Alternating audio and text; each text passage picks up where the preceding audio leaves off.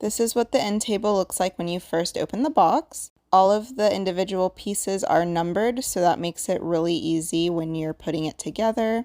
I put it together by myself and it took me about 45 minutes. It comes with all of the screws that you'll need and an Allen wrench, but you'll also need a screwdriver for one of the steps. The instruction booklet that it comes with is really straightforward and easy to understand. There's only 6 steps involved, and it's mostly just lining up pieces and then putting in the screws. I found it really easy to do, and here's an up close of just what you'll mostly be doing is screwing in the screws with the Allen wrench. It's coming together nicely so far, and it feels really sturdy. I didn't find any parts of this frustrating. It was all simple and straightforward.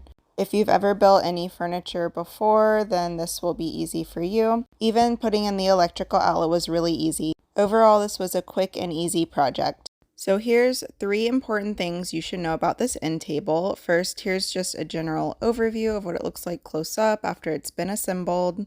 This is what the back side of the outlet looks like, where the cord comes out. So this end table is actually really sturdy on the wood parts, these 2 shelves right here, but the bottom is kind of flimsy. I wouldn't store anything heavy down there. You can see it kind of presses in when I press down on it. So for size reference, I am 5'2", and here I am standing next to the end table. So this end table is fairly small. It's just under 2 feet tall.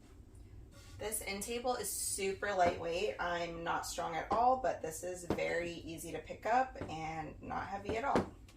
So I just finished assembling the end table and I'm testing out the outlet just to make sure it works. So I'm plugging in my tablet and you can see that now that it's plugged in, it is charging. So the regular plug works fine, and now I'm going to test the USB plug to make sure that works as well. So here I've plugged it into the USB charging port and my tablet is charging. So the outlets work great.